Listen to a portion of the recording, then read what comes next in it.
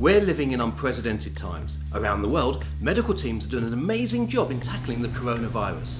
In the UK, our brilliant NHS, thousands of key workers and volunteers are leading the battle against COVID-19. Many of us are following government advice and staying at home in lockdown. Before the pandemic hit, myself, Neal, aka Barbecue Explorers, and the Smokin Elk had talked about collaborating on a video project for YouTube. The virus put a stop to that idea. However, as barbecue mad people, we are determined not to be beaten, so we have used a bit of online tech to create a new video show for the barbecue community. Welcome to the Lockdown Barbecue Show.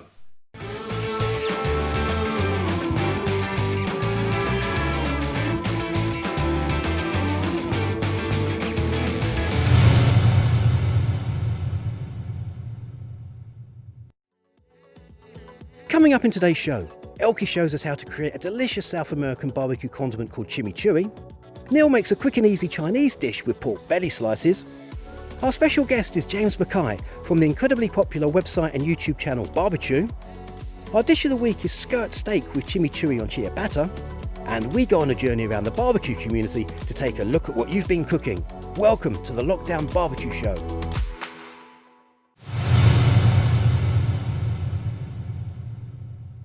Hello and welcome to the Lockdown Barbecue Show. This is our 9th programme and we hope you've had a great week. Elky, what have you been up to? So at the weekend we had some friends over. I cooked up a bit of a feast on my braai. Funny story actually, part of that feast was a rotisserie chicken, and I made a marinade with harissa and honey, and didn't think that obviously honey with the sugar over high heat on the rotisserie, it's going to catch and it's going to caramelise, shall we say. But that's exactly what it did, and I kind of showed it in my stories, and I also did a post and I put a picture of the chicken in the post and said, you know, I made a mistake, everybody makes mistakes and here's mine. And the amount of comments and feedback I got on it, and it got shared a lot. People saying, "Core, look at that crispy skin." People thought it was amazing. So, you know, made a mistake, but everybody loved it, and that's all that matters in the end. Exactly. I bet it was absolutely gorgeous. Now it's time for Elky's how-to.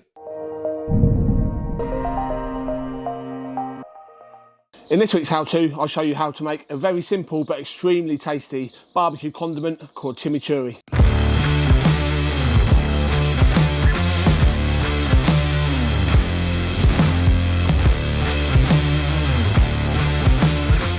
So chimichurri originates from South America, Argentina, Uruguay. The gauchos would literally slather this stuff all over their grilled meats. It's an absolutely banging condiment. It's really simple to make using just a few nice fresh ingredients. So I'm going to show you how we make it. We've got a good handful of parsley that we've washed. We've got one large red chilli that I'm going to finely dice. You don't have to add chilli, but I like to add a nice little bit of kick. We've got 3 garlic cloves, but this can be to your taste, so you can start with 1 and add more as to your desired taste. We've got salt and pepper, we've got some olive oil, and we have some red wine vinegar. We're going to start off by chopping the parsley. You want this finely chopped, so we're going to crack on and just get this chopped up. That's the parsley, finely chopped. Next, garlic. I'm going to go with 2 cloves, so we're just going to smash these, peel, and again, we're just going to finely chop these. Like I said, we're just going to start with 2 cloves, and we're just going to finely chop the garlic. So there's your garlic, and again, I'm going to take a red chilli. I like to leave the seeds in, I like a bit of kick, and we're just going to, again, finely dice this. So we're just going to slice lengthways, and then just slice across. So that's the hardest bit done. We've chopped the parsley, garlic and chilli. Now we're going to go ahead, get a bowl and put all this together. So we have our bowl. Into the bowl goes the parsley that we've washed and chopped. In goes the garlic and in goes the chilli. Now some people choose to make this in a blender, food processor. Please don't. You want something that's loose, oily, something that you can just slather all over your meat or your fish. So please, if you're going to make chimichurri, I'd advise chop it finely like this, and then we're going to add in our oil, our vinegar, salt and pepper, and it's going to give us a nice loose consistency, and you can literally just pour this stuff over your meat, slather it over, use it as a basting sauce, use it as a marinade. It's absolutely fantastic. So there's our chopped bits. We're going to go in with about 100 ml of olive oil, just under a teaspoon of salt, and about half a teaspoon of black pepper. Red wine vinegar, we're going to start with about a tablespoon, and then we're going to taste. Remember, this is about tasting for balance, but also tasting for your own taste. and whatever works for you. So we're going to start off with about a tablespoon and just give that a mix. If it looks too thick, add more oil. Taste, if it needs more garlic, add more garlic. We're nearly there. We're going to go with just a smidge more oil. This is the sort of consistency I like to go for. You can slather that, you can pour that, drizzle it over your meat, over a steak. So that's nice and loose without being too oily. So there you go, chimichurri, knocked up in about 5 minutes. So simple, but so tasty. This goes well with all barbecue grilled meats. Just get this out at your next barbecue. Let your guests slather it all over their food. You will not be disappointed. So I hope you found this useful, and please give this a try.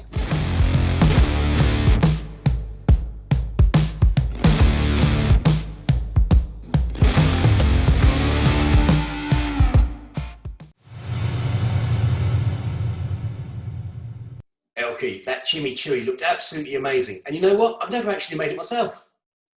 You really need to give it a go. It's so simple. It goes great with chicken, fish, beef. The South American people, they literally just chuck it over everything. It's that good. Now, this week's special guest, we have a guy that has put in a lot to the barbecue community. It's James from Barbechoo.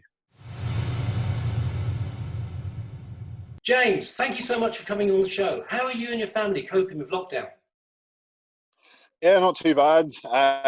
I've only actually been off work for a few weeks. I think it was 3 or 4 weeks. And then some of your viewers may know or may not know, I sell barbecues for a living. So the country were screaming out for their charcoal and their barbecues. So we managed to get online set up, and I had to actually go back. But wife and kids have been off through the whole thing. But weather's been pretty good so far. So they've been enjoying the time outside and a bit of peace and quiet at home. I've been following you on YouTube for a little while now. You've been a good inspiration to me, to be fair, and you helped me out a lot when I had a few questions to ask about my YouTube channel. So thank you for that. What gave you the idea to set up a YouTube channel, and where did the name Barbechoo come from? We'll start with the name. The name's a bit of a strange one because it actually has no meaning whatsoever. My kids, whenever they were younger, whenever I sort of first started getting into barbecue, they actually referred to the barbecue as the Barbechoo. So then we started calling it as the parents, and that name just stuck from there. So whenever I was trying to think of a catchy name, it really has no relevance to barbecue whatsoever, but it's just what it was known as in my house, so that's where it came from. As far as starting a channel, I had the website going for maybe 2 or 3 years before I ever thought of doing videos. And the first few videos on my channel were horrendous, and they're actually still up there if you want to go back and have a laugh. They were all recorded on the phone. It just seemed like the next natural progression. It's actually kind of a combination of two passions, because I love cooking on the barbecue, and I actually love like video production and that side of things. So I wanted to try and mash the two together. So YouTube seemed like the perfect place to do that. James, your website, barbechoo.com, is a great resource for anyone who wants to find tips and information about barbecuing. You also launched your BBQ Basics course last year. How's that going? Yeah, not too bad. So the BBQ Basics course was something I've had in my mind for a long time, because not everybody has access to like demonstrations and classes local to them. So I kind of thought online learning has become a pretty big thing. It's something that I have loads of resources, as you say, on the site. The website really started as a way of posting tutorials and things like that. So trying to get people, as I was learning stuff, I put it onto the website. But the BBQ Basics course is actually a little bit more hand-holding. So it's a step-by-step process of learning all the techniques. And then there's recipes in the course as well that people can cook along and practice those techniques. One of the main aspects of that course is actually the group that goes along with it. So everybody who joins the course gets access to a Discord group. The guys in there are killing it. They're pushing each other on. They're sharing their own recipes with each other. And really, that's the best way to learn barbecue. I only do a little bit at the start, show them the basic techniques, and then they take it forward. And a year on now, there is just under 50 members in the course. And all of them have improved so much going through it. So I think it's a good resource for people who are starting off. And it's just something hopefully will keep growing. And I'd love to do more courses down the line. There's a lot of work goes into them, but they are fun to do. And it's great whenever you see people sending messages to you saying that they've got so much out of it. So You sound like a proud dad. That's my baby. So sometimes I don't like talking about my baby too much, but it's one of those things like, there's probably nothing in the course that isn't available on my YouTube channel or on my website. So if somebody maybe doesn't want to pay to go into the course, that's fair enough. I'm never going to deny people any knowledge that I have. I mean, it sounds a bit daft because I'm sure there's loads of people with knowledge, but it's more that process and then getting into that group of like-minded people and they all push each other forward. That's worth its weight in gold alone. So definitely, it's proud to see. I'm more proud of those guys seeing what they have cooked, and I say they keep in touch with me all the time, and we're in that group.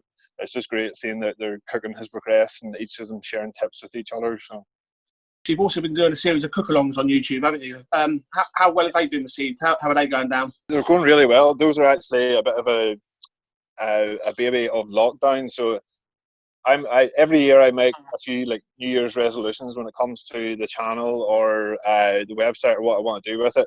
Live streaming has been on that list for the last 3 years, I think, and I've just never had the gonads to go and do it. So lockdown seemed like the perfect time to just take it by the neck and say, right, I'm going to live stream. So I've done 2 or maybe 3 cook-alongs so far, and they've went really well. Loads of people seem to be joining in. They like the recipes. Being back at work now, it's kind of hard to get the time to do more of them, but it's something now that I've started I don't want to give up. That leads on to my next question, was going to be, are you going to carry on the cook-alongs after lockdown? Because, you know, people seem to enjoy them. Are you going to carry on giving the people what they want? Yeah, I'll do my best. I'm going to have to sacrifice a bit of family time somewhere to try and squeeze them in, but I can't let down the crowds. If they're asking for them, that's what I have to do. But I will 100%. I'll be doing another one again soon. James, over the last few weeks, we've featured some great outdoor cooking areas. Your barbecue shack looks amazing. Can you give us a bit of information about the inspiration behind it? Being in sunny Northern Ireland, which is never sunny, I'm sure I know a few of my followers are from Northern Ireland, and cooking in our weather isn't the most pleasurable experience. So I needed somewhere to cook because I was just cooking out in the elements.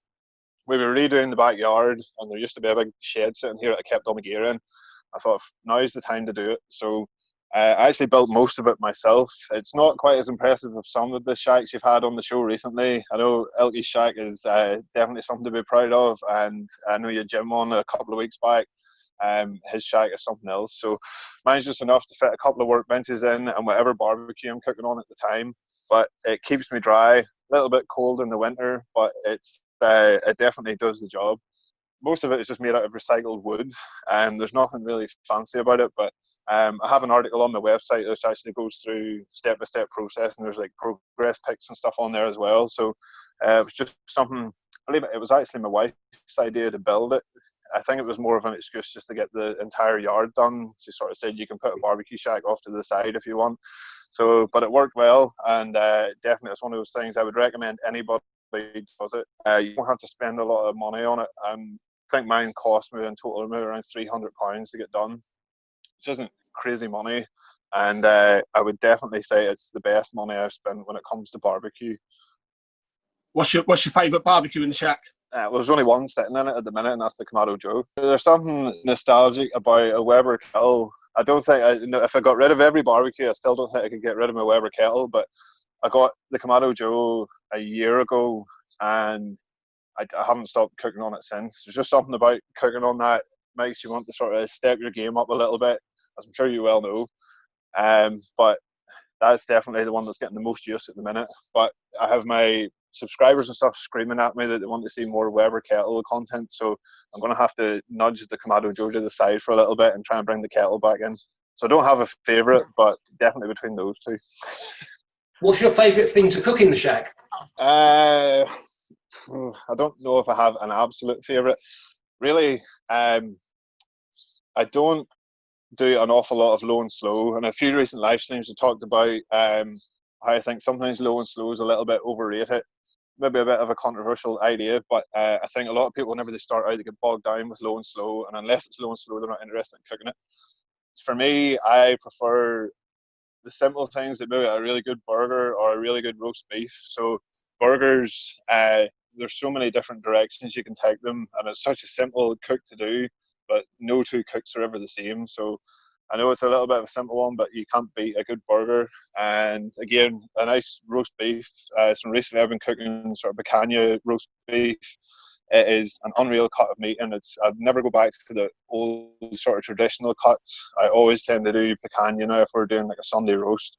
So those would probably be two of my favourites. But really, I'm down anything that we would cook for an average weekday meal. I'm happy to cook it outside in the barbecues. James, thank you for being a brilliant guest on the Lockdown Barbecue Show. Thanks for having me on, guys. It's been a pleasure. Cheers, James. You've been fantastic. Elky, James is such an inspiration to so many within the barbecue community. He really is. He's inspired so many people on their barbecue journey. He runs a BBQ Basics course online, and he's currently doing an exclusive offer for the Lockdown Barbecue Show. Use the code LOCKDOWN50 to get 50% off. There's details in the description box below. Now, earlier in the show, we saw Elky creating his chimichurri. Now we see it in action in Dish of the Week.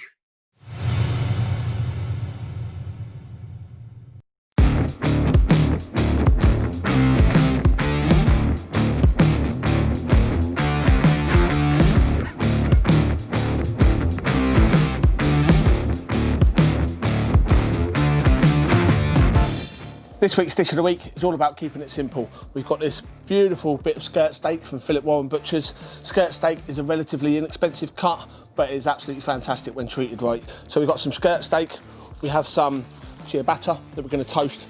We've got the chimichurri that we showed you how to make earlier on in the show. We've got some salt and a bit of oil. And it couldn't be easier. We're just going to grill this over an extremely high heat until it's a nice rare to medium rare with a lovely crust on there. We're going to toast up some ciabatta. We're going to serve the steak on the ciabatta with a bit of this chimichurri. It's going to be good.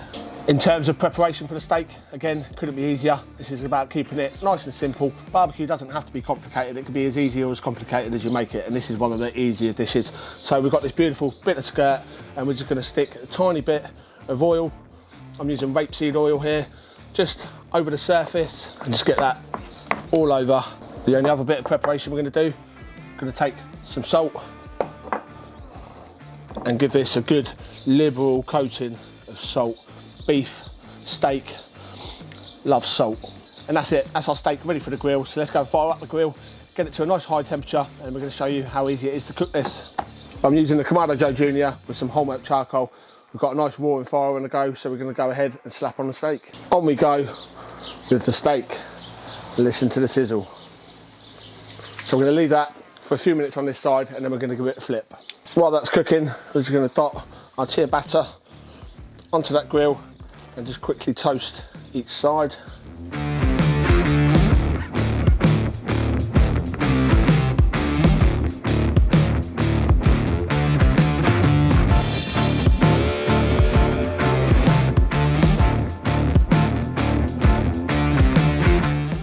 Time to go in for a quick check of the temperature with the thermopen.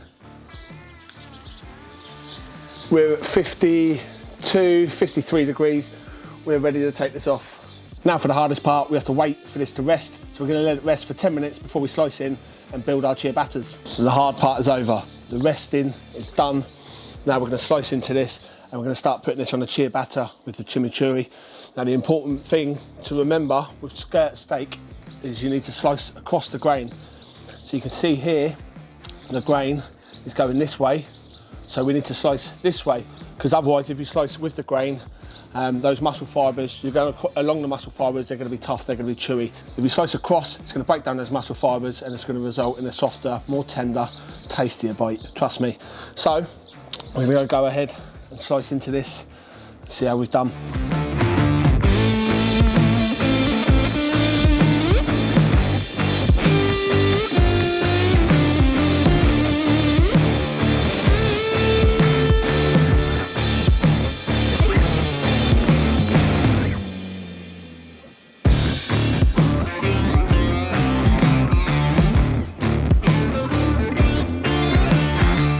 So all we're going to do, we've sliced this up, chopped it into manageable pieces, just pop a couple of those onto each bit of ciabatta. All that's left to do is drizzle some of this lovely chimichurri over the top of each one of those. And there we go, how simple was that? So that was my dish of the week, nice and easy. Toasted ciabatta with grilled skirt steak, topped with chimichurri. You can't beat it. Something so simple, something so tasty. Hope you enjoyed this recipe. Now let's take a look at what some of you lot have been cooking over the last week.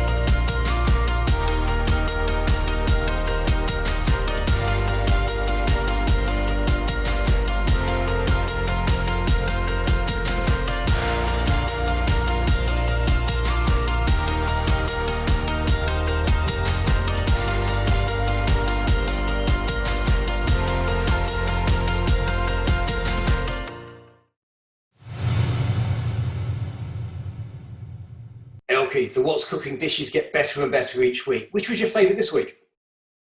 It's getting harder and harder to choose, like you said. And there's a couple that stood out for me. I really like the look of the Korean fried chicken with waffles by Bun Club. A little bit dubious as to whether it's cooked on a barbecue, so let us know, Bun Club. But I'm going to go with ditch brisket this week with the mozzarella stuffed chicken thighs wrapped in bacon because they just looked amazing. Now, Neil, you've been cooking up a bit of a storm, haven't you? Should we take a look?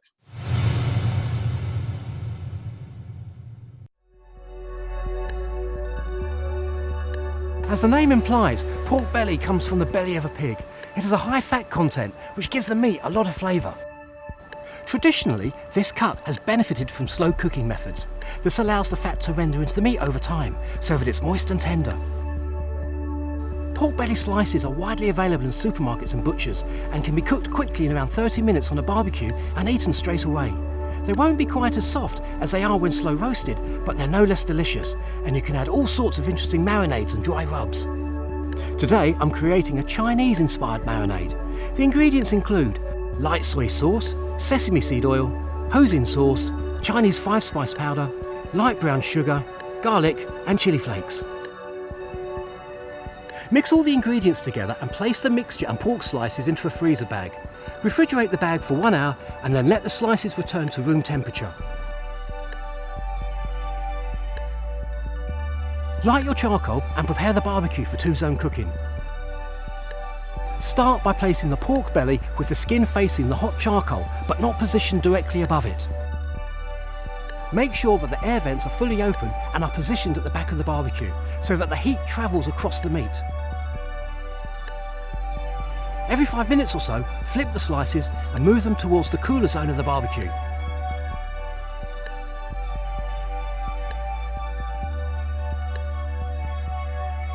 When the pork reaches an internal temperature of 63 degrees Celsius, the slices are done.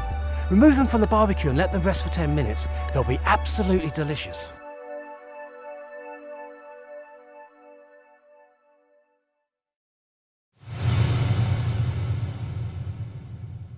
Elky, it was a lovely, quick and easy lunch. Now, what's your favourite method of cooking pork belly? I like to eat pork belly however it's cooked, although low and slow has to be my preferred method. But I'm yet to nail crackling on pork belly, so I might give it another go over the next few weeks and post the results on here. I look forward to seeing those photos. Now, Elky, who's our special guest next week? Next week, we've got somebody all the way from Australia. We've got Luke Rutz, aka Skipper's Barbecue. I think that's going to be really good. Now, thanks for watching this week's programme, everybody. A big special thanks to our programme sponsor, Kamado Joe, and we'll see you next week. Yeah, and a quick one from me, guys. We appreciate your support and hope you enjoy the show. If you do, tell your friends, give it a share, give it a like, and keep those fires burning.